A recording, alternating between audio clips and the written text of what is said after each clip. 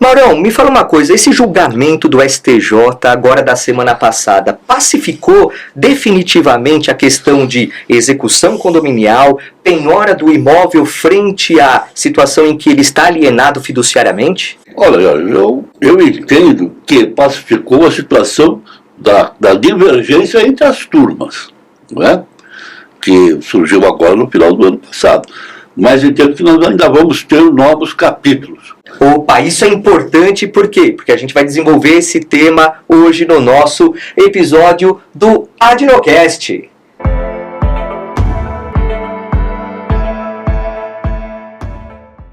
Olá, meu amigo, olá, minha amiga. Sim, estamos aqui com mais um episódio do nosso Adnocast, o podcast da Adnotare, que você tem acesso ao nosso canal do YouTube, lá Adnotare no YouTube.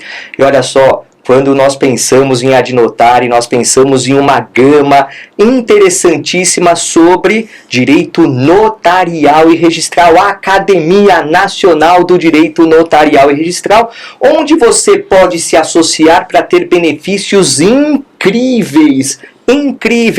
Olha só que interessante, você tem não apenas um grupo de WhatsApp interessantíssimo que você pode questionar, todos os associados lá com conhecimento gigantesco vão te auxiliar na sua advocacia, no seu caso concreto, mas também temos núcleos temáticos, dividindo então o direito notário e registral em vários temas, que cada núcleo tem o seu coordenador, tem o seu grupo de estudos, reuniões mensais, trabalhos desenvolvidos, fora, é claro, os cursos que nós desenvolvemos.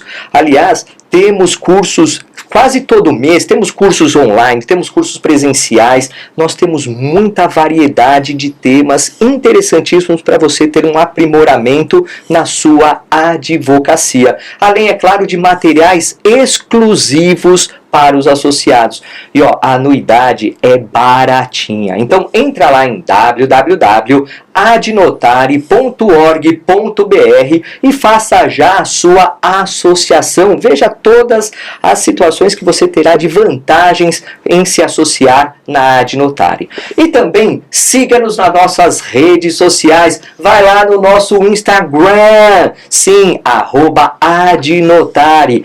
Toda terça-feira, 8h30 da manhã, tem o Papo Acadêmico com o grande Kiko Naga, o apresentador do Papo Acadêmico, que traz, e também o Heitor. O Heitor também reveza com o Kiko Naga nessa apresentação, que traz muita coisa interessante sobre o universo do direito notarial e registral. Tudo de forma bem prática, dinâmica, mas com fundamento, com teoria, para que você tenha uma melhor advocacia na área do ramo do direito imobiliário, que ó, tanto no judicial como no extrajudicial, aliás, o extrajudicial muito forte, tem possibilidade de lucratividade interessante para você advogada, para você advogado. E olha só, no episódio de hoje, nós estamos com quem? Só com o cara da alienação fiduciária em garantia. Ele sabe tudo e mais um pouco. Aliás, ele nos ensina. Tivemos recentemente um curso na Adnotare sobre alienação fiduciária, a execução da alienação fiduciária, um curso presencial em São Paulo que ele ministrou. O cara é fantástico. Ele tem um livrinho aqui. Eu vou dar o nosso aqui agradecimento pela presença, Dr. Mauro Antônio Rocha. Tudo bem, meu amigo? Tudo bem, Jorge? Prazer estar aqui novamente. Maravilha. Maurão, teu currículo aqui é extenso. Você, advogado, parecerista, professor, palestrante, instrutor, graduado pela Faculdade de Direito da USP, pós-graduado em Direito Imobiliário, Notarial e Registral. Também tem diversos cursos de extensão nessa área imobiliária, urbanístico, notarial, tributário, consumidor, entre outros. Vice-presidente da Comissão de Direito Notarial e Registral na OAB de 2017 e 2018. Também é membro fundador da Academia Brasileira de Direito Registral Imobiliário. Agora é o nosso presidente, o atual presidente da Adnotare, também fundador da Academia Nacional de Direito Notarial e Registral. É advogado sênior da Caixa Econômica Federal e autor de diversas obras aqui. E essa daqui é a segunda edição, né, Maurão? Desse livro fantástico aqui, que ó, quer saber sobre alienação fiduciária? Esta é a obra que vai te esclarecer tudo. Não é isso, meu amigo? Maravilha. Ó, vamos falar sobre um tema interessante. Aliás, eu não costumo falar o dia que a gente está fazendo a gravação aqui do nosso Adnocast, mas eu acho que é importante porque semana passada nós tivemos um posicionamento da segunda sessão do STJ sobre um tema interessante: penhora decorrente de execução condominial, se penhora o imóvel, penhora direitos do devedor fiduciante, quando esse imóvel tem uma alienação fiduciária em garantia lá registrada. E nós estamos gravando hoje é dia 19 de março de 2025, pela manhã, agora são 9h30 mais ou menos. E por que eu falo isso? Porque ainda não saíram o acórdão não foi ainda publicado, disponibilizado para nós, né? Então, tudo que nós vamos falar são primeiras impressões, claro, fundamentadas, com base na teoria, com base na prática, que é muito importante, não é isso, meu amigo? Corretamente. Né? É isso mesmo. E aí vamos começar do início. Eu acho que é importante a gente dar um passo para trás para chegar nesse posicionamento do STJ. O que vem a ser realmente a alienação fiduciária e essa questão da propriedade resolúvel, direito real de aquisição para o devedor fiduciante, como que é a estrutura da alienação fiduciária, meu amigo? Bom, Jorge, a alienação fiduciária é um instrumento de garantia de todo tipo de operação, né? Não só da operação imobiliária. Ela nasceu no âmbito da criação do Sistema de Financiamento Imobiliário, SFI, né? Mas ela não necessariamente está restrita ao SFI. No início entendeu-se que estaria, mas depois a legislação foi alterada e tal, e ficou claro que ela se ampliou e ela atende a todo o tipo de operação. A sua característica básica é que, com o registro da alienação fiduciária, o imóvel que foi oferecido em garantia passa à propriedade do credor. Tá? Essa propriedade é adquirida pelo credor em caráter fiduciário e em caráter resolúvel. Significa o quê? Ele tem a propriedade, no entanto, ele tem um compromisso de, uma vez efetuado o pagamento total da dívida, retornar a propriedade ao devedor, ao fiduciante, aquele que deu o imóvel em garantia. Como registro, há também um fenômeno em relação à posse. Há uma divisão da posse, em posse direta e posse indireta. Né? A posse indireta fica com o credor, o que vai facilitar a execução e vai facilitar a retomada do imóvel em caso de inadimplemento. Porque lá não vamos falar de emissão na posse, sim reintegração na posse. Né? Isso é uma questão discutível, é acadêmica, mas é interessante. Mas é o que a lei... a lei usa o termo reintegração. Isso, é o que a lei usa a reintegração e emissão também. Não é? Por isso que a coisa ficou tanto confusa. Já a posse direta fica com o devedor ou o fiduciante. Tá? Ele tem o direito de utilizar o imóvel durante o período contratual, tá? E esse imóvel é garantido, e esse direito é garantido pela lei. Tá? Esse direito ele só vai perder no caso de inadimplemento das prestações e do início de execução extrajudicial para a retomada do imóvel. Tá? Basicamente é isso. No registro da alienação fiduciária, decorrem, então, dois direitos reais. A constituição de dois direitos reais. Um é a chamada propriedade fiduciária, que é o direito que decorre do registro da alienação fiduciária. Não é? Aquela propriedade que é transmitida para o credor fiduciário. Que é o titular desse direito real. Exato. Chama propriedade fiduciária. O outro direito, que nós costumamos chamar de direito real de aquisição, era considerado até algum tempo um direito meramente expectativo. Né? A partir da alteração do Código Civil, inclusão do artigo 1368C, aliás, B, 1368B, no Código Civil, então esse direito real, esse direito de aquisição passou a ser um direito real efetivamente. Tá? É que ele é condicionado, né? Ele tem uma condição para que ele seja implementado quando do pagamento total, né? Ele é um direito real de aquisição, só que para sua confirmação, vamos chamar assim, ele depende da quitação, né? Não necessariamente, porque esse contrato pode ser esse imóvel pode ser, esse direito pode ser vendido, transmitido, cedido de alguma forma, Até para um outro credor fiduciário, né? Durante o contrato. Então ele independe da quitação, mas ele está vinculado à quitação para o retorno da propriedade ao fiduciante e ao proprietário originário. Tá? Então é isso. A questão que nós temos que resolver, ainda não está resolvida, é o que é exatamente esse direito de aquisição. Quanto ele vale, como ele pode ser avaliado. Sim. Até porque, Maurão, ele tem um conteúdo econômico. Né? Eu acho que, independente de como que, e a gente vai falar disso mais tarde, como que avalia, tal, independentemente disso, ele tem um conteúdo econômico e patrimonial.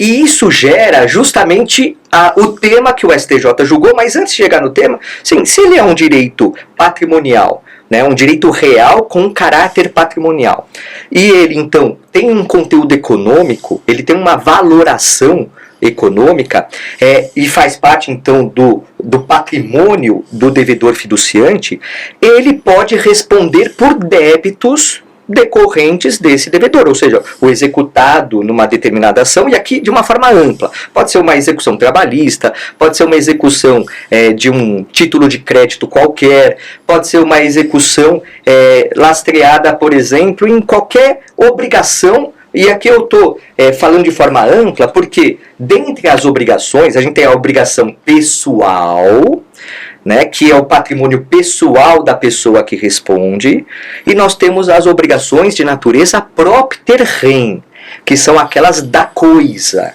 que é onde há uma diferença de tratamento que é muito importante quando a gente fala do direito imobiliário, né? Sim, e que deve ser considerado quando a gente analisa essa decisão na semana passada. Quando o STJ decide que é possível a penhora do imóvel para a garantia de pagamento das dívidas condominiais, ele está se referindo apenas às dívidas propter rem. Né? As demais dívidas do devedor vão estar restritas ainda à penhora do direito real de aquisição. Sim, até porque quando a gente fala em obrigação propter rem, decorrente da coisa ou da coisa, ela acompanha a coisa. Então ela está acompanhando. E isso faz com que, independente de quem seja o titular dela, vai responder pela obrigação de natureza propter rem, tendo o direito de regresso, obviamente, para aquele que é ou seria o responsável pessoalmente, o direto daquela obrigação. Né? Então, quando a gente fala em obrigações de natureza pessoal, não está abrangido por essa temática do STJ que a gente vai analisar hoje, esse julgamento. Por quê? Porque o vínculo é pessoal e o direito que pode ser objeto da penhora é o direito real à aquisição do devedor fiduciante. Isso não se discute. A obrigação de débito, a obrigação condominial é pacífico na doutrina, na jurisprudência, não há dúvida nenhuma que é uma obrigação propter rem. E justamente aí que vem a polêmica que gerou a divergência de posicionamento da terceira e da quarta turma do STJ, né, em 2023, se eu não me engano, foi ano passado, foi 2024 que foi essa polêmica, né, primeiro a terceira turma, depois a quarta, né, com essa divergência, e agora a segunda sessão acabou por decidir três recursos de uma forma conjunta. E o interessante desse caso, olha só, a Ad Notari teve um papel muito interessante nesse julgamento. Por quê? Porque o relator, agora me fugiu o nome do relator. Antônio Carlos Ferreira. Ele, justamente o Antônio Carlos Ferreira, ele abriu audiência pública ano passado, nesse julgamento, para que partes, claro, não partes, mas pessoas, entidades que possam influir no resultado, aqueles amicus curiae se habilitassem para participar dessa sessão de audiência e aí contribuíssem com posicionamentos. E uma dessas entidades foi a nossa grande Ad Notari, a Academia Nacional do Direito Notarial Registral, estava presente lá, e o grande Kikunaga, o nosso representante, Marcos Vinícius Kikunaga, ele foi aquele que representou a Ad Notari nessa audiência pública para influenciar o posicionamento da segunda sessão, né? E, aliás, a defesa que ele promoveu foi a tese, né, que foi vencedora. A gente não sabe ainda, como não saiu o acórdão, né, pelo menos até esse momento, a gente não sabe se no voto, né, que vai ser o condutor desse julgado, teve aí até alguma citação do Kikunaga, da Ad Notari, com relação a isso, né? Mas foi importante essa participação da Ad Notari, não foi, Maurão? Muito importante, muito importante. Nós tivemos lá, se eu não me engano, 12 ou 14, agora me falha a memória, entidades que se manifestaram publicamente seus entendimentos, tá? Muitas relacionadas a bancos, né? Exatamente, é o que eu ia dizer. A nossa é a única entidade acadêmica. Independente, né? Porque a gente não tinha lado, né? Todas as demais eram entidades representativas dos interesses de uma das partes, tá? A nossa foi a única entidade acadêmica que esteve lá presente. Verdade, isso é um diferencial, porque, claro, que defendemos um posicionamento, mas esse posicionamento foi fruto de uma análise científica, acadêmica, para chegar realmente da definição. Olha, defendemos a possibilidade da penhora do imóvel em execução condominial, mesmo que tenha alienação fiduciária. Perfeito. Né? Então, agora, claro que se eu estou defendendo os credores fiduciários, geralmente instituições financeiras, é claro que eu vou tender para defender que não pode penhorar o imóvel, assim como associações representativas dos condomínios vão querer que penhore o imóvel, é uma questão natural. E, Maurão, esse julgamento foi apertado, né? A segunda sessão aí julgou por 5-4 pela possibilidade de penhora do imóvel, né? O que isso representa para você, esse julgamento apertado? Representa que essa questão ainda não foi resolvida, que ela vai permanecer, porque, veja bem, na segunda sessão, você tem duas turmas, a segunda e a quarta, é isso? Na terceira e a quarta. Terceira e a quarta, né? Terceira e a quarta turma. Uma turma, a terceira turma, sempre votou a favor da impossibilidade de penhora do imóvel. A quarta turma também sempre votou pela impossibilidade, até meados de 2024, quando houve um julgado que decidiu pela penhora. E é engraçado que ele decide pela penhora e diz assim, deve haver também a citação do credor fiduciário. Não é? Estranho. Peraí. Se há possibilidade da penhora, é porque a responsabilidade é do credor fiduciário. Não é? Esse eu acho que é um ponto de fundo muito interessante, porque a lei 9514 de 97 exclui da responsabilidade do credor fiduciário os débitos condominiais, não é isso? Não. Ou não? Não.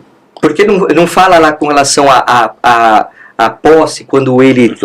No entender geral, majoritário até pela entidade, não. O que diz a lei é que o pagamento das contribuições condominiais e dos tributos incidentes sobre o imóvel serão feitos pelo devedor fiduciante, tá? Assim como é feito pelo locatário nos contratos de locação. Então, quer dizer, a lei pressupõe o quê? Entre aquelas partes da relação contratual que gerou a alienação fiduciária, porque a alienação fiduciária, como garantia, ela está atrelada a um contrato principal, né? Então, ela tem essa assessoriedade. Então, no contrato principal tem o credor fiduciário, que, na verdade, emprestou dinheiro de alguma forma para o devedor fiduciante, ou até mesmo um terceiro, né? E você tem o devedor fiduciante que, em garantia daquele empréstimo, daquele financiamento, deu o imóvel em garantia fiduciária. E pagará as prestações do empréstimo do financiamento que contraiu e pagará também as despesas incidentes sobre aquele imóvel. Por quê? As despesas não fazem parte do empréstimo. Então, a Lei 9514 não relativizou a força de obrigação própria terreno dos débitos condominiais. Não. A princípio, não. Agora, vamos colocar, resumidamente, a posição de cada um desses Perfeito. grupos, né? Vamos lá. O primeiro grupo entende que houve a transmissão da propriedade do fiduciante para o fiduciário e, independentemente das adjetivações que ela recebe, tá? Propriedade fiduciária, propriedade resolúvel, etc. Houve a transferência da propriedade, tá? De acordo com o Código Civil, quando o responsável pelo despejo condominiais é o condômino. O condômino é aquele que tem a propriedade, a copropriedade do imóvel, certo? Sim. Sobre isso não há nenhuma dúvida, tá? E diz também o Código Civil que, se é alienado o imóvel, as dívidas, a responsabilidade condominial e tributária é transferida também para o adquirente. Sim. Não é? E usa o termo adquirente, ele não usa o termo comprador, tal, ele usa um termo aberto, né? Então, o que acontece? Visto sob o prisma exclusivamente dos termos legais, o proprietário é o credor e o credor é quem responde pelas dívidas próprio terreno, embora ele tenha o direito de regresso contra o devedor fiduciário. Porque ele exerce a posse direta e ele está usufruindo diretamente da coisa, então tem o direito de regresso. Exato. Então, nesta análise, o imóvel pode ser objeto de penhora. Por quê? O credor fiduciário é que é o devedor, ele é o proprietário do imóvel, não houve o pagamento, a dívida é imputada àquele credor e a execução será feita contra aquele credor. Ok? A outra interpretação, que também é bastante razoável, eu digo sempre, as duas são bastante razoáveis e justificáveis. Tá? É uma questão de se decidir por uma delas. Por isso que é importante que o STJ ele ponha uma pá de cal, né, no assunto, né? Mas que ainda não pôs. Exatamente. Eu volto lá daqui a pouco. Deixa eu só explicar isso aqui. A outra diz o seguinte, olha, a transmissão da propriedade foi exclusivamente para efeito de garantia. Tá? Nenhuma das partes teve a intenção declarada de transferir a propriedade efetivamente para o credor, ou o credor de receber aquela propriedade em pagamento de sua dívida. Não, é só uma garantia de que haverá o pagamento. A lei, a começar lá da nossa lei maior, da Constituição, diz que não haverá pagamento de imposto de transmissão da propriedade quando a transmissão for feita em caráter de garantia, né, da propriedade ou de qualquer direito real, quando em caráter de garantia. Separando bem as coisas. Olha, isso aqui é uma transmissão contratual. Fictícia, né? Fictícia até, né? Desde sempre a alienação fiduciária foi considerada uma operação fictícia, né? Alguns autores antigos chamavam de operação fingida, né? Muito bem. Então, a Constituição já disse, não incide tributos. Vai pagar só na consolidação, né? Se houver. Se houver, né? Se não houver nada, retorna o bem como se nada tivesse acontecido. Né? Cumpre-se a garantia. Muito bem. O CTN diz a mesma coisa. Repete o que está na Constituição. E, se nós pegarmos aqui no município de São Paulo, a lei municipal diz exatamente a mesma coisa. Até porque nem poderia falar diferente, né? Exato. Então, se não houve uma transmissão efetiva, então a responsabilidade própria terreno continua sendo do devedor fiduciante. Quer dizer, tem uma justificativa interessante. Evidentemente que lá no final, no caso de inadimplemento e consolidação, o que diz a lei? O adquirente responde pelo débito acumulado. Então aí sim o débito será transferido juntamente com a propriedade para o credor. Tá? Então é isso. Sim, tanto que vai compor o valor do segundo leilão, né? Então você tem aí até o artigo 27. Faz parte do preço do imóvel para a venda. Isso. Né? Muito bem. Aí nós voltamos atrás àquela questão. Bom, então resolve eu decidir se é penhorável ou não me resolve o problema. Só vai me trazer um outro problema. Por quê? Porque evidentemente as entidades financeiras haverão de embargar essa penhora. Sim, não, e outra, a gente tem eu acho que você tocou em pontos cruciais, porque determinar se é penhorável ou não o imóvel alienado fiduciariamente mexe com o pressuposto que é responsabilidade, que é o que você trouxe. E esse pressuposto da responsabilidade vai ter uma consequência jurídica importante no campo processual, que é a legitimidade. Exatamente. Né? Porque você só tem legitimidade, que é a pertinência subjetiva para a ação, né? Que é o vínculo entre a possibilidade da pessoa ser parte com um liame jurídico que está relacionado com o objeto daquela ação e o pedido que vai ser formulado. Então, se você tem penhora, se a possibilidade da penhora é evidenciada, é porque tem responsabilidade. Se tem responsabilidade, é porque no âmbito processual tem legitimidade para ser parte, estar compondo o polo passivo daquela execução. Né? Cumpra-se a lei processual. O que significa a lei processual? O executado, para ser executado, evidentemente, ele tem que ser legitimado para a execução. Né? O executado responde com os seus bens presentes e futuros. Bom, quem é o executado? É a entidade financeira que detém a propriedade fiduciária. Ok, ele responde com seus bens presentes e futuros, se assim decidido, ou não.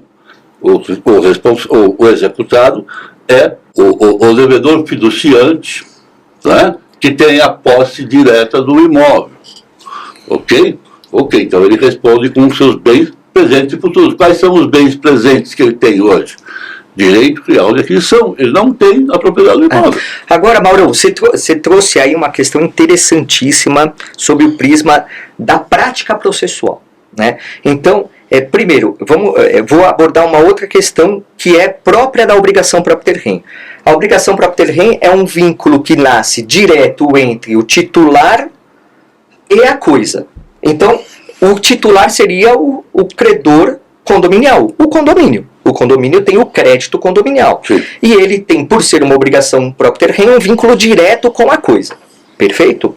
E por isso, eu acho que, por esse raciocínio por si só, eu até falaria que seria estéril a discussão dos efeitos da alienação fiduciária sobre a responsabilidade do pagamento dos débitos condominiais. Por quê? Se é uma obrigação que vincula o imóvel para a obrigação diretamente, independentemente de quem seja o seu titular, o bem responde. Essa é a propriedade, a gênese da natureza da obrigação própria ter rem é essa.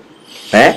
Agora, outra coisa que você tocou no assunto. Bom, se a gente for por esse raciocínio, se é penhorável, tem responsabilidade, por isso legitimidade, se eu estivesse advogando para o condomínio e o devedor responde com seus bens presentes e futuros, eu poderia chegar para o juiz e falar assim: Excelência, em vez de penhorar o imóvel, eu quero a penhora das contas de dinheiro do credor fiduciário. Você entendeu como a gente também não poderia chegar nesse ponto extremo de falar assim, a legitimidade do credor fiduciário para responder os termos da ação, ela não pode ser ampla, porque Porque senão é muito fácil. Vou penhorar dinheiro do banco, e o banco é o que mais tem dinheiro. Né? Então, o Sisbajude nunca daria negativo nesse caso. Isso é... Você entendeu o meu raciocínio? Entendi. Então, eu acho que assim, eu acho que a saída de ser a obrigação para obter REN a limitação é no imóvel. Não pode ter extrapolação disso. Isso é uma surpresa que a gente tem quando você estuda direito tributário. É o seguinte, a execução do IPTU, por exemplo, ela não precisa resultar na penhora do próprio bem que originou aquele IPTU. Ela pode originar na penhora de outros bens do devedor. Sim. Assim como o débito condominial também pode. É que primeiro o condomínio vai atrás do dinheiro, Exato. deu um negativo, vai atrás do imóvel. Exato. Então, você sempre pensa assim, para proteger, ele vai piorar o bem. Mas não, como você disse, ele pode piorar o dinheiro da entidade. Se a gente pegar o Código de Processo Civil, é a primeira ordem de penhora, está lá, dinheiro. Exatamente. Uma questão que geralmente é frustrada essa tentativa, né? Sim, até porque o próprio juiz entende que aquele dinheiro não é um dinheiro do banco. Não é? Mas ele tem reservas próprias, não tem? Tem, mas ele pode não ter naquele momento. Não é? O banco trabalha... Oscilando, né? Oscilando, com cálculos atuariais e tal. Ele pega aqui, põe aqui, dá para lá. Não é? Se um dia aparecer todo mundo para receber o seu dinheiro lá, não vai dar certo.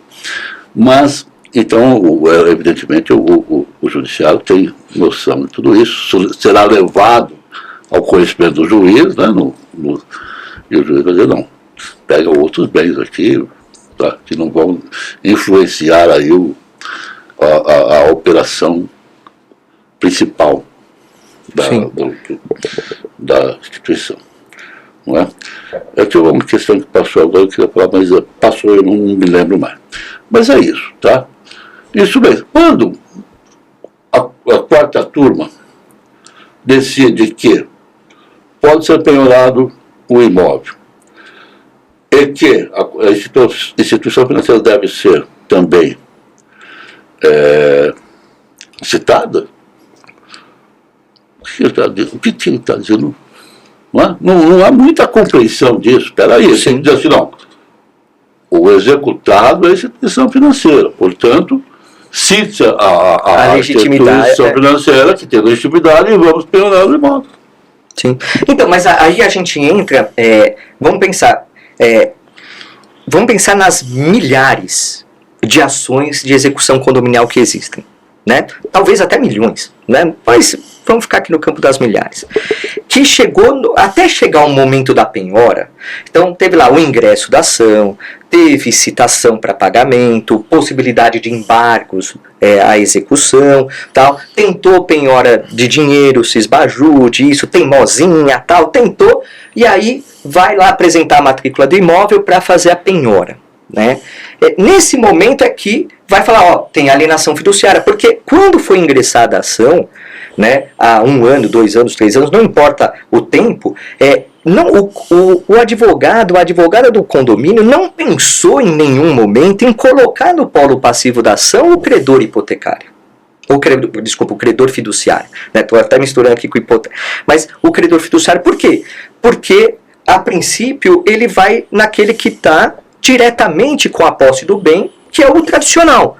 Né? É isso que acontece. Então, eu acho que quando se fala em penhora, nesse momento da penhora, eu acho que a gente não sabe o teor do acórdão ainda, mas eu acho que precisaria de um desmembramento, um detalhamento muito maior, porque eu acho que nesse momento deveria, ou tem que, independente desse posicionamento do STJ, o credor fiduciário tem que ser intimado ou citado, porque é o primeiro ato, né, vai chamar ele ao processo para participar desse processo, então a gente pode falar que é uma citação, participar do processo, para que ele tenha a visualização daquela realidade. Sim.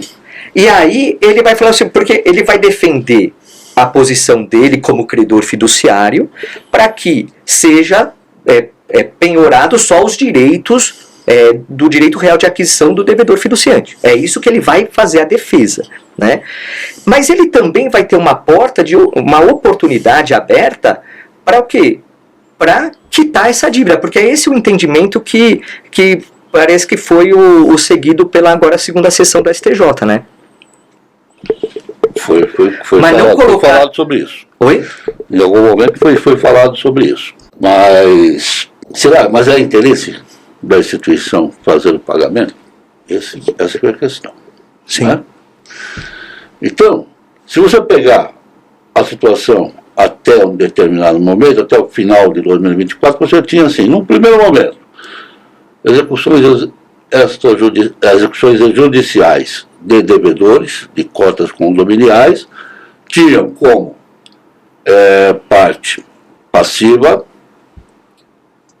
o devedor fiduciário. Tá? Devedor fiduciante, isso, ele. Devedor fiduciante. Devedor. Não é o fiduciante, que é o dono do imóvel, na verdade. Né? Tinha como parte passiva o devedor fiduciante. Muito bem. A partir de um determinado momento, isso aí nós vamos voltar lá, 2022, mais ou menos, começou-se a incluir os credores também na ação. Ok? Resultado, esses credores contestaram lá, embargaram, e foram excluídos. Em geral, foram excluídos, tá? Um ou outro caso que o juiz... Até porque é um momento tão inicial que não dá para saber se vai chegar, né? Como a gente está falando, será que vai chegar no imóvel? Exatamente. Tá, foram excluídos. Aí começaram os recursos. E esses recursos foram chegando lá ao STJ e a terceira turma entendia que não era caso de... não havia possibilidade de penhora. A quarta turma começou a entender que sim. Tá? Começou a entender que sim. Aí o que acontece? Se retoma a questão de incluir os dois. Não é? O certo agora seria o juiz, como ele indeferia lá a presença do devedor fiduciante, agora excluir a do... Não, excluir o credor fiduciário, agora começa a excluir o credor fiduciante. Tá? Mas com que base? Qual é a base legal? Como é que se resolve isso, me parece? Com alguma alteração legislativa, que já foi tentada. Isso já ocorreu há uns 10 anos. Mas há uma dúvida sobre isso, então vamos mudar os termos da lei. Mudou-se os termos da lei, mas não resolveu nada, porque não esclareceu efetivamente o que se pretendia. Não é? Então nós temos isso. O que a lei pretendia era imputar o pagamento ao devedor. Tá? Muito bem, a lei nem se preocupou lá com a execução. E se chegar à execução, não vamos fazer. Pensou no mundo perfeito, né? Todo mundo cumprindo as obrigações, né? Quando eu fui consultado sobre essa questão nos últimos anos, eu dizia o seguinte, ó, pro credor condominial. Você disse claramente, olha, penhorar direito de aquisição é uma roubada. Certo? Sobre todos os aspectos. Aliás, só um corte aqui, eu digo para você que em 13 anos que eu sou leiloeiro, 13 anos, eu já fiz inúmeras... porque chega para mim do jeito que está no processo. Eu fiz inúmeros leilões de direitos reais de aquisição decorrentes da alienação fiduciária. Inúmeros. Em 13 anos, só um foi arrematado. E até eu conversei com o advogado que representava o arrematante, eu falei assim, mas por que tal? Não, porque pela dívida existente valia a pena arrematar e eles já foram promover a quitação com o credor fiduciário. Entrou na conta deles e valia a pena para aquele imóvel específico. Mas a grande maioria esmagadora não vale a pena esse tipo de arrematação. Digo sempre, é uma roubada. Pelo direito de aquisição, como é visto hoje, é uma roubada. A menos que o melhor dos mundos é o seguinte, você arremata o direito real de aquisição e se dirige ao credor fiduciário e faz o pagamento e subroga na dívida. Tá? Negocia com ele o pagamento. Não tem muito Não tem muita negociação. Vai lá, quanto é a dívida? É 100 mil. Okay, porque vai antecipar juros, né? Vai cortar juros e não, tal, porque é normal. É uma quitação antecipada, né? É uma quitação antecipada, né? Exato. Então, vai lá, paga os 100 mil e, por confusão, você passa a ser o proprietário pleno, né? Juntou os dois direitos, por confusão, se torna o proprietário pleno. É o melhor dos mundos. Fora esse, a menos que você negocie anteriormente com o credor, para o credor te aceitar como cessionário da dívida, não é? Que você converse com o devedor, para o devedor aceitar assinar essa cessão, tá? Aí tudo bem. Fora isso, é uma roubada. Então, como é que faz o condomínio? O condomínio, 2 ou 3 meses de atraso, ele notifica o banco, notifica o credor. Olha, o seu devedor, tá, não está pagando o condomínio, ok? Então, é sua obrigação cobrar. E vence antecipadamente também a alienação fiduciária, não vence? Então, com essas dívidas acessórias? Tem que ser execução judicial. Ah, tá. Né? Mas ele pode fazer o vencimento antecipado. Tá? Então, é sua obrigação cobrar. Ok? E aí você vai responder por perda de dano no caso de não cumprir essa obrigação. Porque o banco acaba não fazendo o controle por opção, né? Por opção, o banco não tem. Quantos contratos a Caixa deve ter? Né? Eu tenho na minha memória 28 milhões. 28 milhões? Nem todos são condominiais. Não é? Claro. Mas a maior parte, vamos dizer, os 15 milhões. Tá? Não tem como controlar isso. Não, é insano. Algum tempo atrás foi feito um cálculo lá e que para conseguir atualizar a situação desses débitos, você saber quem deve e quem não deve, levaria 10 anos. Nossa. Não é? E o custo envolvido.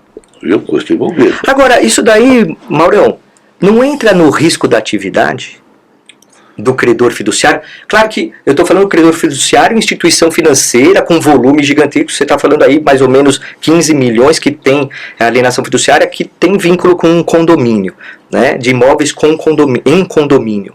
Não é um risco da atividade essa falta de controle? Me parece que agora começa a ser.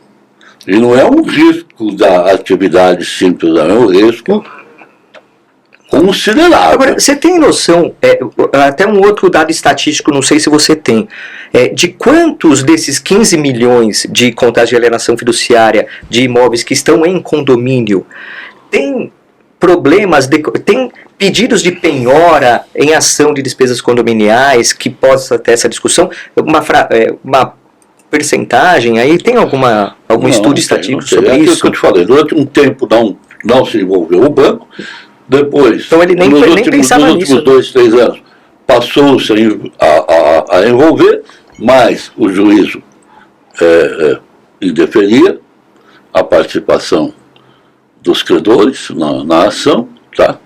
Então não se tem noção de porque assim, quando a gente pensa em condomínio, até o Kiko Naga levantou isso bem na sustentação oral dele, é um organismo vivo o condomínio, não tem fins lucrativos, ele é formado pela reunião de todos os condôminos, e às vezes num prédio que tenha, vamos pensar que tenha 30 apartamentos, pode ser que 15 tenham alienação fiduciária, porque há realmente uma situação... Ou 30. Ou os próprios 30.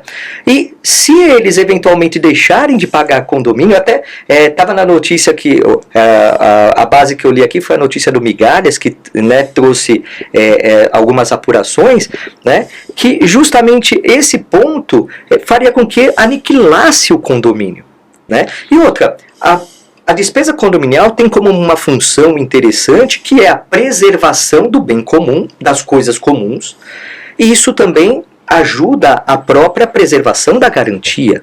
Então, o banco, ou o credor fiduciário em geral, ele tem benefícios do serviço prestado pelo condomínio na manutenção do bem comum.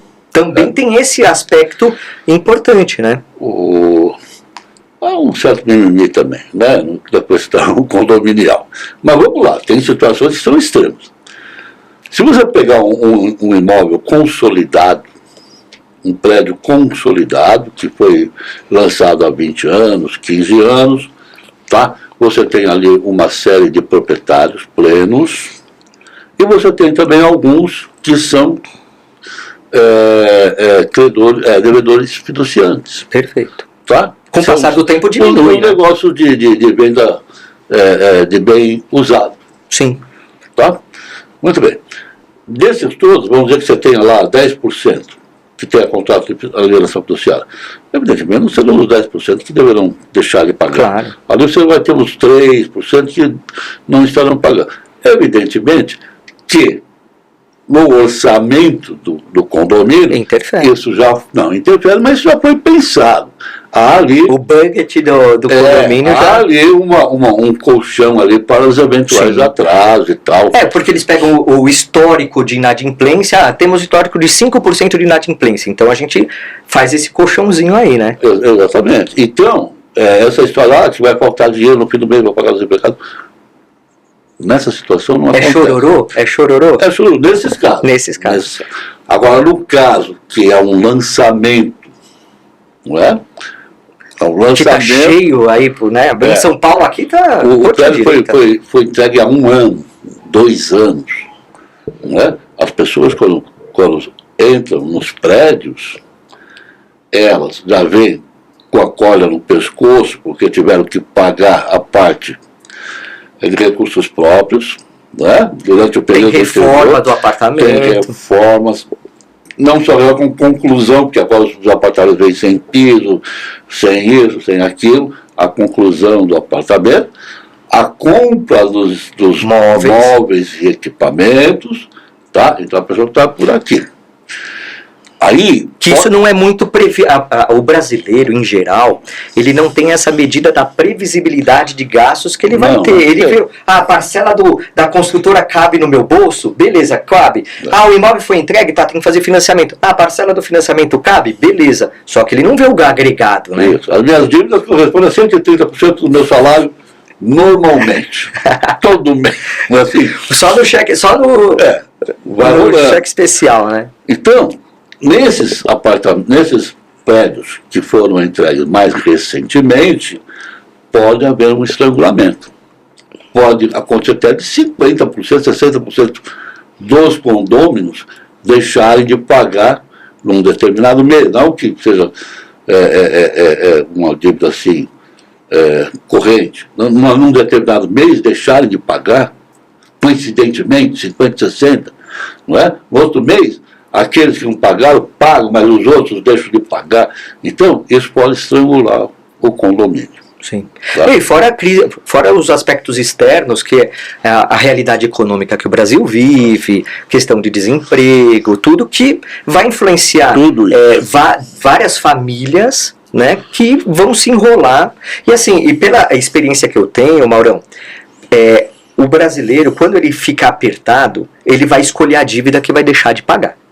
A primeira dívida que ele costuma deixar de pagar é o IPTU. E aqui, claro, relacionado ao imóvel. Sim. É o IPTU. Porque, tirando agora que as prefeituras estão começando a protestar a dívida de IPTU, tudo, mas geralmente não faziam isso. Então, a execução fiscal, infelizmente, as varas de execução fiscal são demoradas, o processo se arrasta por anos, então, esquece a dívida de IPTU. Né? Entra em dívida ativa, tudo tal, mas tá lá. Aí depois eles falam, vou deixar de pagar o condomínio. Até 2016, quando entrou em vigor o Código de Processo Civil de 2015, era mais latente isso porque tinha que entrar com ação de cobrança para constituir título executivo judicial para ter o cumprimento de sentença. Depois de 2016, título executivo extrajudicial, então dinamizou muito Né? Mas mesmo assim, pode ser que demore 6 meses, um ano e pouco, até chegar nessa fase de penhora por vários percalços. A própria questão do judiciário, o andamental, demora 1 ano e meio, 2 anos, aí basicamente. Só que o credor fiduciário, a maioria das vezes, não é deixado de pagar. Por quê? Porque a execução extrajudicial da alienação fiduciária é super, hiper, mega dinâmica. Né? Por isso que é uma super garantia. Né? Então, por conta disso, ele vai repercutir depois, para o credor fiduciário, vai repercutir toda essa leva que ele deixou de pagar. Né? Ou deixa de pagar, mas resolve na execução judicial, vai lá e purga a mora, aí deixa também de pagar, sim, vai purgar a mora. Porque aquilo lá é a vida dele, né? Tá lá. Mas, Mauro, eu vou fazer Deixa eu só finalizar, faltou só um detalhe. Eu estava falando dos diversos empreendimentos. Agora, tem um outro empreendimento que é o chamado empreendimento social. Minha Casa Minha Vida.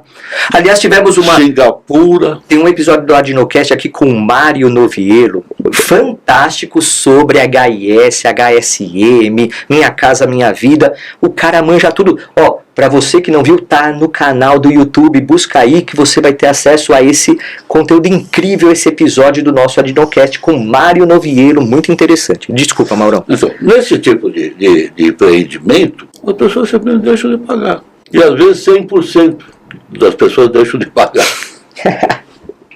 Ele deixa de ser um condomínio efetivamente. É cada um por si. Você lá limpa a porta da sua casa, de vez em quando alguém limpa a escada no seu andar, e assim por diante. Não é? Então, nesse caso, é efetivo. No outro caso, do imóvel recente, pode ser efetivo. Agora, no caso do imóvel mais consolidado, não causa assim tanto problema como a gente ouve falar por aí. Tá. Maurão, eu vou fazer aqui um corte porque nós temos no nosso episódio do Adinocast quadros interessantes. E nós criamos um quadro, né, sugestão da doutora Mônica Franqueiro, a nossa vice-presidente da Adinotari, que é o Vai Dar Registro. Então eu vou te convidar para participar desse quadro. Então vamos lá pro Vai Dar Registro? Maravilha, neste quadro Vai Dar Registro, vamos aproveitar a experiência do nosso entrevistado, o Dr. Mauro Antônio Rocha, para ele trazer alguma situação que foi evidenciada na questão do registro imobiliário. E olha só que interessante, semana passada, no nosso grupo de WhatsApp da Adinotari, olha como é interessante, um associado trouxe um questionamento interessante relacionando a uma exigência do oficial registrador por conta da qualificação registral, que tinha uma questão de que não estava bem definida as frações de propriedade dos vendedores. E esse contrato que foi levado a registro era contrato com base numa alienação fiduciária. Então, até foi levado o contrato e aí o cartório de imóveis falou o seguinte, ó, tem que ter uma complementação, tem que ter uma exigência para qualificar bem essa fração de propriedade. É isso, né, Maurão? E como que se resolve isso quando é um contrato de alienação fiduciária que vai ser levado a registro para transferir para registro da garantia e também desse negócio que foi firmado? Bom, a melhor forma de resolver é não errar, né?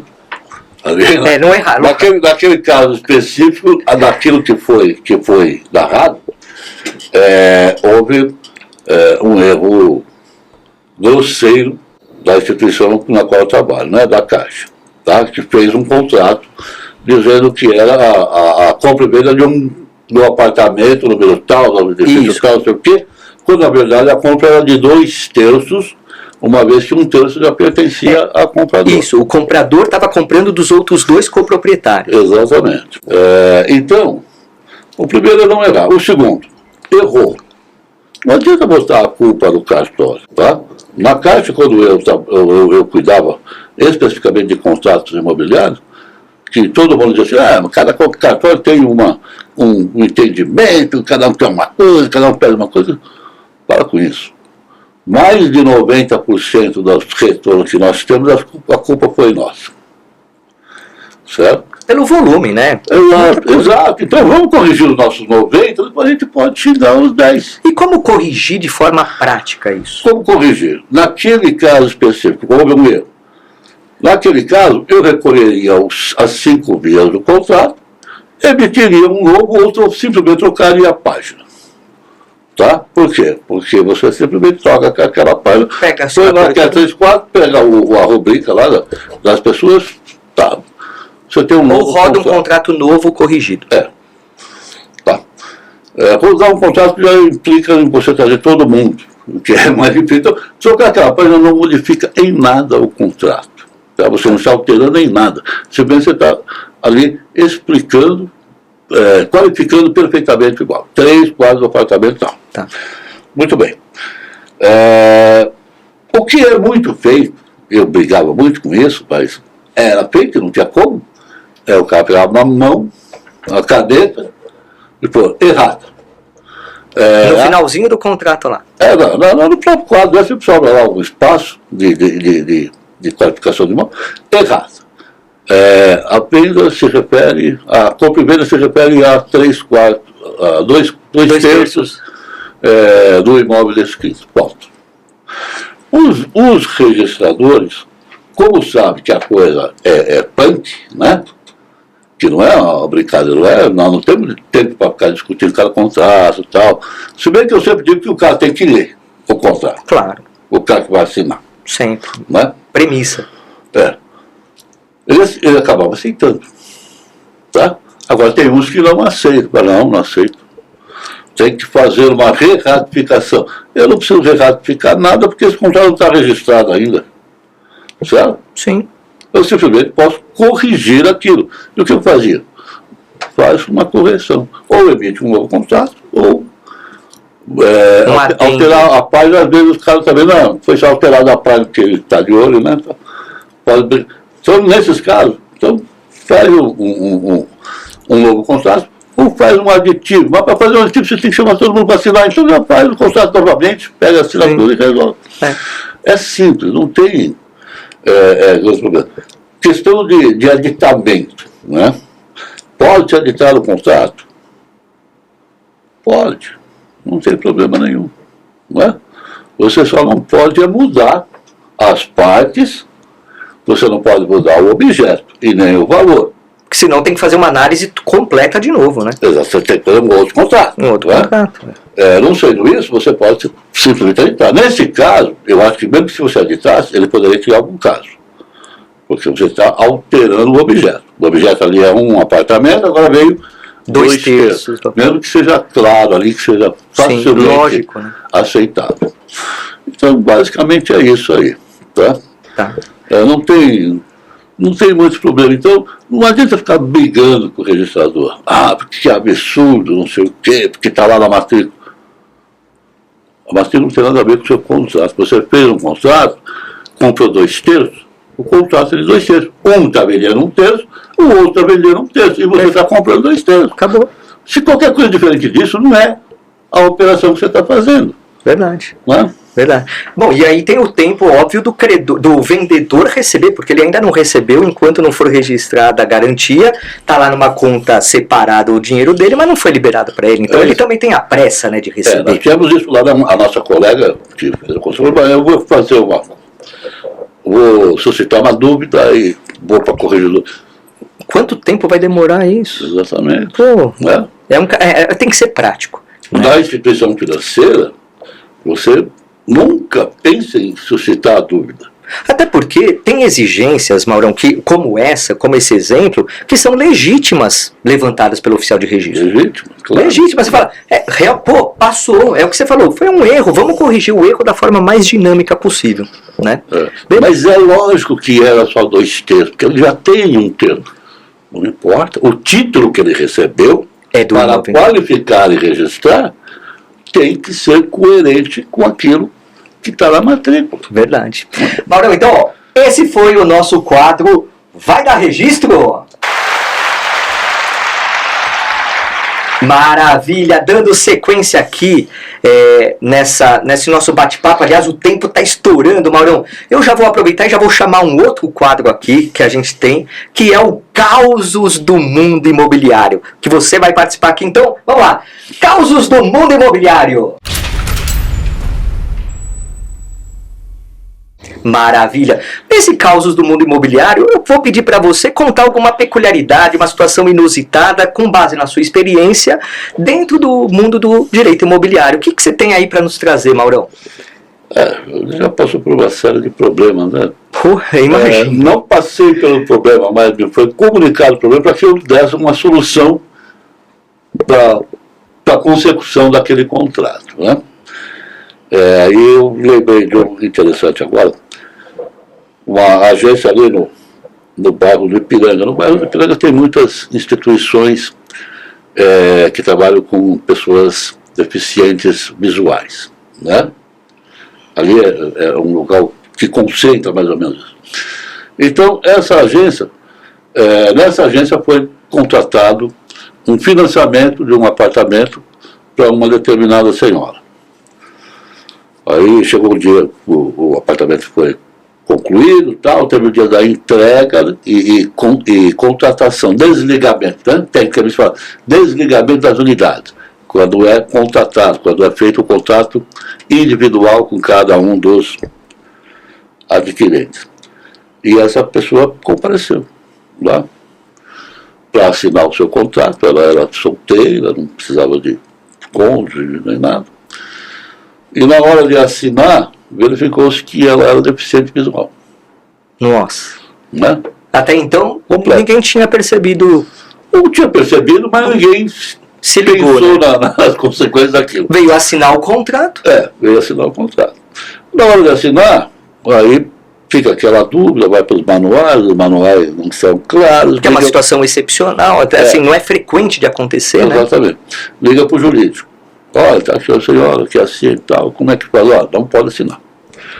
Para fazer a assinatura, ela tem que estar acompanhada de 2 pessoas conhecidas, suas amigas. De confiança dela. E de confiança dela. Tá? Nós não podemos usar, como faz com as testemunhas, essas coisas, pega qualquer testemunha, nós não podemos. Assinar fora depois, né? Tá. São pessoas que ela vai trazer para a leitura e a assinatura do contrato. Ok. Então combinaram que ela voltaria no dia seguinte ou qualquer outro dia. Muito bem. No dia marcado, na hora marcada, ela aparece. Com as testemunhas. Com as testemunhas. Ela aparece acompanhada de 2 amigas deficientes visuais. Certo? Não foi esclarecido para ela? Provavelmente não. Né? Provavelmente não. E ela não entendeu que a questão toda era o fato dela não enxergar. Né? Aí deu aquele rolo lá. Pô, e agora? Liga para o juiz e diz, não pode. Não pode. Aí nós precisamos ter mais 4 testemunhas. Não tem como fazer isso. Não, mas ela insiste, ela diz que essas pessoas são as únicas amigas que ela tem. De confiança. As únicas em quem ela tem confiança. Né? Aí você tem que explicar e convencer que a questão não é só a confiança, é uma questão de confiança que vai lá, compreenda a situação por ela e a convença de que ela pode assinar sem nenhum tipo de fraude. Que maravilha, que causa interessante. É uma situação interessante que nós passamos lá. Que causa interessante. Olha só, então esse é o Causo do Mundo Imobiliário. É isso aí, meu amigo. Então, assim, voltando para o nosso tema do debate, não está pacificado ainda a situação de penhora imóvel, penhora direito real de aquisição, quando tem alienação fiduciária, né? Ainda vai dar pano para manga isso daí, né? Então, foi pacificado. Na segunda sessão. Foi pacificado o entendimento na segunda sessão. Né? Então, sem repercussão. Não teve repercussão geral. Ainda não. Ainda não. Ainda nós teremos o ritmo da repercussão. Ele está afetado. Né? Tá afetado. Tem um recurso que já está afetado. Tá. Vai se somar a esses daí. Não, ele vai ser analisado isoladamente. Isoladamente, tá. Até agora, o que a gente entendeu. Por quê? Porque ele poderia ter juntado tudo já feito.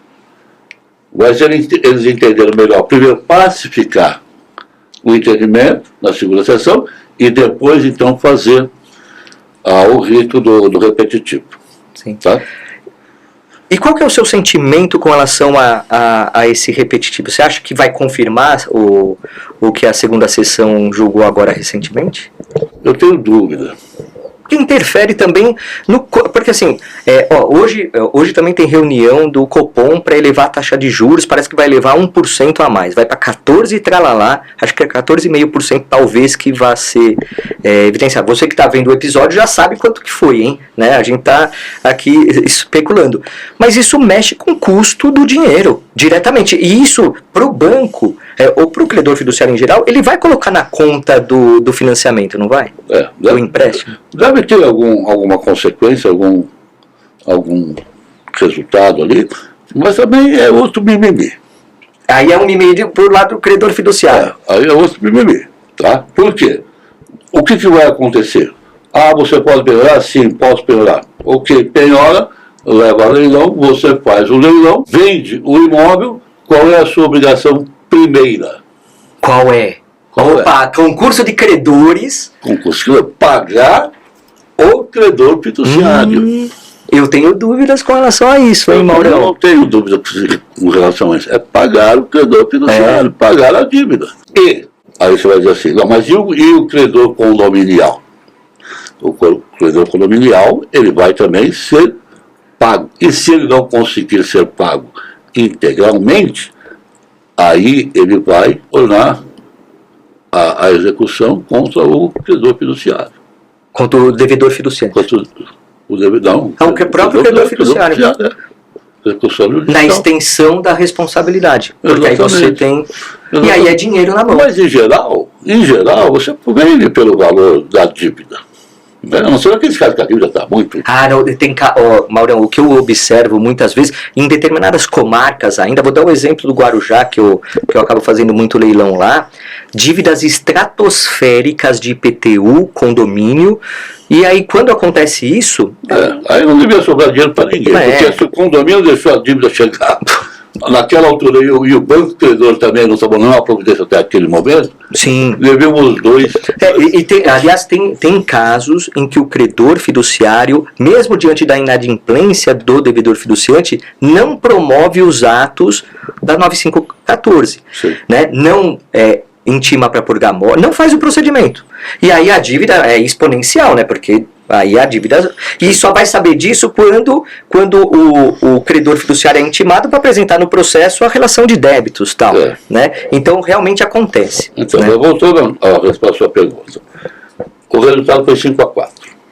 Certo? Não votou o presidente da sessão. Tá? O nosso querido Vilas Boas Cuevas. Tá? Tradicionalmente ele vota pela impossibilidade. Quer dizer, então seria um 5-5 se ele tivesse votado. Na verdade, a ideia deles é 5-5. 5-4 por em função do resultado ali naquele momento. Tá? Então eu sinto que é possível que entre eles agora, eles rediscutam essa situação quando for fazer o repetitivo, e que nós tenhamos aí uma decisão surpreendentemente diversa. Tá? E espero que o repetitivo ele é expresso. Ele será instaurado para decidir se é possível ou não a penhora do bem. Tá? A penhora do bem imóvel. É só isso, está lá. Em todos os processos está lá.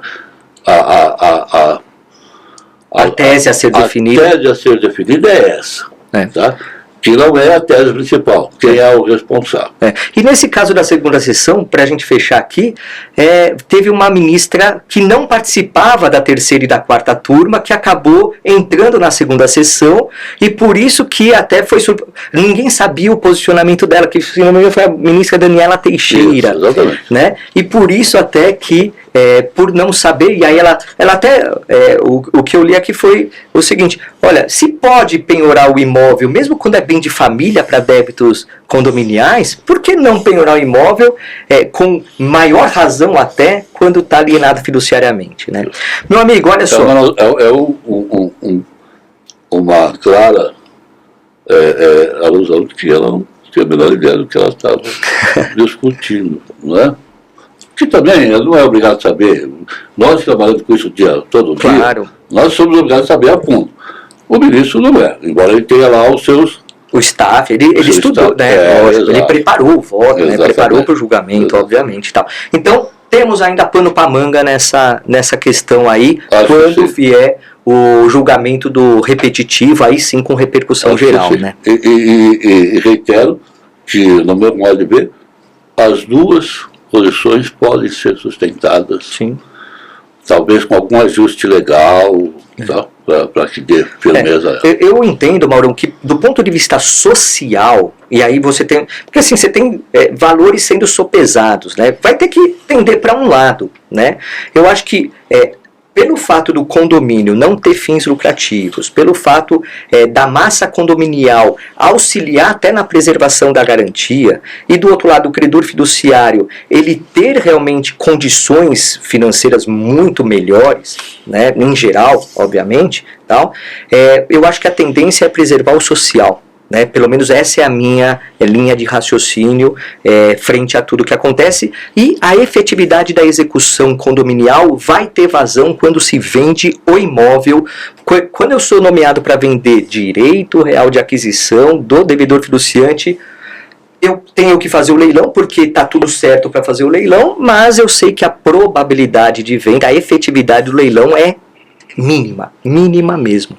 Maurão, aqui pra gente fechar, já estouramos o tempo, já há tempos, tal, mas a gente criou aqui um quadro diferenciado que ainda não tem nome, né? É um pinga-fogo, bate-papo direto, assim, perguntas e respostas rápidas que eu vou te colocar aqui, a Adinofest, né, o Capoblanco, acho que foi isso, né, que o Mário tinha falado, tal, até tem uns nomes aí que a gente tá pensando, até você pode sugerir também, perguntas rápidas, respostas rápidas, tal. Quem é Mauro Antônio Rocha em uma frase? Um advogado em fim de carreira, não é? E que já fez bastante por merecer o encerramento. Mas, ó, com fim de carreira, mas com uma experiência gigantesca, Sim. né? Com base nessa tua experiência, qual é o seu conselho para o seu eu de 20 anos atrás, 30 anos atrás? O que você falaria para ele, o Mauro? Se você fosse tomar um cafezinho com ele, o que você falaria para ele? Eu diria para ele que se preocupar em estudar mais, tá? Evidentemente eu estou me referindo ao Mauro advogado, né? Tá? Para que ele estudasse mais, porque quanto mais a gente estuda, melhor fica o nosso posicionamento e a gente consegue ver as coisas com maior clareza.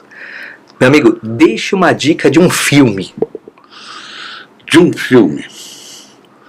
Eu vou pegar um filme atual, né? O nosso Ainda Estou Aqui. Ainda estou aqui. Ainda estou aqui. Ainda estou I'm aqui. still here. Eu ainda não vi. Eu preciso ver esse filme, ainda não vi. Né? É um bom filme, rapaz. É um bom filme. Ele retrata bem uma situação que uns dizem que não existiu, não é? Mas que eu estava lá, eu vi, existiu sim, e quem passou por aquela situação sabe que não é um bom momento para se viver. Né? Além disso, eu tenho também alguma questão que é o seguinte, a dona Eunice Paiva, ela morou no meu condomínio, tá? E no final de sua vida ela morou inclusive no próprio prédio onde eu moro. Que maravilha! Tá? Então eu lembro dela, nunca tive nenhum tipo de contato com ela, a não ser bom dia, boa tarde, tudo bem e tal. Eu lembro dela ainda trabalhando, indo para o seu trabalho, ela era advogada, e lembro dela se transformando assim numa pessoa já doente, com debilidades e tal, né? E até a sua morte ela morou lá. E o filho dela mora lá também, né? Que é o Marcelo Paiva, mora no mesmo... Que é o autor do livro que deu origem a... Mora do mesmo prédio até hoje, do mesmo condomínio, já não no meu prédio, né? Tá. Então a gente tem um contato bastante... Então é uma pessoa que eu vejo no filme e eu lembro dela pessoalmente. Tá. Que maravilha. Bom, Maurão, quero te agradecer muito. Você aqui é o cara da alienação fiduciária. Falar mais uma vez do seu livro, Alienação Fiduciária de Bem Imóvel, segunda edição, editora Mizuno. Entra lá, na internet é fácil de você encontrar, para adquirir esse livro. Obrigado mais uma vez pelo carinho, por teu conhecimento e discutir temas atualíssimos com uma competência fantástica. Obrigado mesmo, meu amigo. Obrigado a você. Maravilha. Ó, e com isso encerramos esse episódio do Adinocast e eu faço aquele convite, sim, seja associado da Adnotari, entre lá em www.adnotari.org.br. A anuidade é baratinha e os benefícios são incríveis. Opa, não nos segue ainda nas nossas redes sociais? Entra lá no Instagram da Adnotari, @Adnotari. E olha só, aqui nesse canal do YouTube da Adnotari tem muita coisa já produzida que você pode aproveitar, conteúdo incrível. Então, segue-nos nas nossas redes sociais, seja associada ou associada e venha para assistir todos os episódios e ficamos por aqui. Muito obrigado, meu amigo, minha amiga. Bora lá, bora que dá. Abraço!